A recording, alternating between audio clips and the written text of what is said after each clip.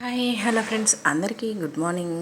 ఈరోజు వీడియోలో మనం ఒక పిండితోటి 2 వెరైటీలు చేయబోతున్నాం. దానికి మనకి ముందు రోజు ఉదయం చక్కగా 1 కప్పు మినపగుండ్లు నానబెట్టుకొని, తర్వాత 2 కప్పుల ఇడ్లీ రవ్వ నానబెట్టుకొని పక్కన పెట్టుకోవాలి. ఈవినింగ్ కల్లా అవి శుభ్రంగా క్లీన్ చేసుకొని మినప్పిండి మెత్తగా గ్రైండ్ చేసుకోవాలి. ఈ మినప్పిండి గ్రైండ్ చేసుకునేటప్పుడు కంపల్సరీగా గుర్తుపెట్టుకోవాల్సింది ఏమిటి అంటే, మిక్సీలో మినప్పిండి పట్టుకున్నా కూడా ఇడ్లీలు పువ్వుల్లాగా నోట్లో వేసుకుంటే వెన్నలా కరిగిపోయేంత రుచిగా వస్తాయి. చాలా తెల్లగా కూడా ఉంటాయి అన్నమాట. మెత్తగా దూది పింజల్లాగా ఉంటాయి. అంత బాగుంటాయి అన్నమాట ఇడ్లీ.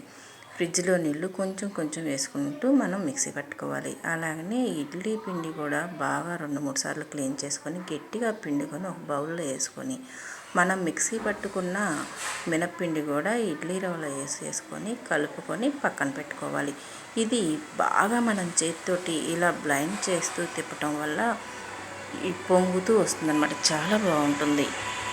పొంగుతున్నట్టుగా బాగా చేతితోటి కానీ గెరటితోటి కానీ తిప్పుకోవచ్చు. కానీ మనకి చేతితోటి తిప్పుకుంటేనే పిండి బాగా వస్తుందన్నమాట. అలా వచ్చిన పిండిని మూత పెట్టేసి నైట్ అంతా కూడా అలా వదిలేసేయాలి.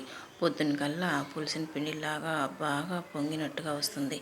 అలా వచ్చిన పిండిలో కాస్త సాల్ట్ వేసేసుకొని తిప్పుకొని గెరటి పెట్టి తిప్పుకొని ఒక్క 5 నిమిషాలు లేదా 10 నిమిషాలు అలా వదిలేసేయాలి.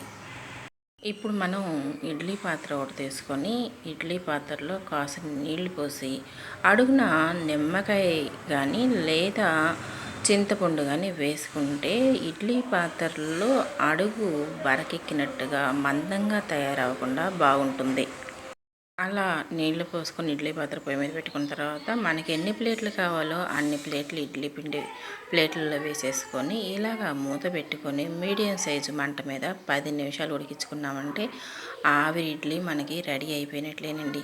దీంట్లోకి మనం పల్లీ చట్నీ కానీ లేదా టమాటో చట్నీ కానీ, అది కూడా కాదు సాంబార్ కానీ, లేదు కారపొడి నెయ్యి కానీ, ఇలాగా మనకి ఏది ఇష్టమైతే అది. కొంతమంది అయితే చాలా ఇష్టపడతారు కొబ్బరి చట్నీని. మనకి మామిడి అల్లంతో చేసిన అల్లం చట్నీ అయినా కూడా చాలా సూపర్గా ఉంటుంది. ఇలా వేసుకొని తింటే ఇడ్లీలు పువ్వులాగా ఎంత మెత్తగా ఎంత టేస్టీగా ఉంటాయో. ఇడ్లీ తిన్నోళ్ళకి కూడా వేడి వేడి ఇడ్లీ తినాలని నోరూరిపోతూ ఉంటుంది. అంత బాగుంటాయి. అయితే ఇడ్లీ పిండి రోజు ఒకేలాగా వేసి పెడుతూ ఉంటే అందరికీ బోరు కొట్టేస్తుంది. రోజు ఏంటి ఇడ్లీ ఇడ్లీ అని చెప్పేసి ప్రాణం తీస్తున్నావు అని చెప్పేసి కొంతమంది అయితే విసుక్కుంటూ ఉంటారు. అలాగా ఇడ్లీని విసుక్కునే వాళ్ళకి ఇడ్లీ పిండితోటి చాలా వెరైటీలు చేయొచ్చండి. ఇడ్లీ మంచూరియా చేయొచ్చు, ఇడ్లీ వడ చేయొచ్చు, ఇడ్లీ పిండితోటి పునుగులు కూడా చేసుకోవచ్చు. ఇలాగా ఇడ్లీ పిండితోటి ఎన్ని రకాలు ఉన్నాయో. అయితే నేను మాత్రం మీకోసం స్పెషల్గా క్యారెట్ ఇడ్లీ చేసి చూపిస్తున్నాను. ఇలాగా మనం ఇడ్లీ పిండిలో ఒక క్యారెట్ తీసుకొని తురుముకొని పిండిలో వేసి బాగా తిప్పుకోవాలి. అలా తిప్పుకున్నా కూడా మనకి ఇడ్లీలు ఎప్పటి ఇడ్లీలాగానే మెత్తగా వస్తాయి. టేస్ట్ కూడా కొత్తగా ఉంటుందన్నమాట. ఇలా ప్లేట్లో వేసుకొని క్యారెట్ వేసి తిప్పుకొని మనం ఒక 10 నిమిషాలు ఉడకనిస్తే ఇడ్లీ చక్కగా వచ్చేస్తాయి అన్నమాట. ఈ ఇడ్లీలోకి మనం కాస్తంత కారపొడి వేసుకొని, తర్వాత ఒక స్పూన్ నెయ్యి వేసుకొని, దాంట్లోకి జారుడు చట్నీలాగా వేసుకొని తిన్నాము అంటే అద్దరిపోయిందండి. ఈ ఇడ్లీకి కూడా పిల్లలైనా పెద్దలైనా హెల్త్ బాగలేని వాళ్ళైనా బాగున్న వాళ్ళైనా ముందుగా ప్రిఫరెన్స్ ఇచ్చేది ఇడ్లీకి. ఆవిరి మీద ఉడుకుతాయి, హెల్త్కి ఎటువంటి ప్రాబ్లం లేదు, తేలిగ్గా అరిగిపోతాయి. కాబట్టి ఇడ్లీ ప్రతి ఒక్కళ్ళు ఇష్టపడతారు.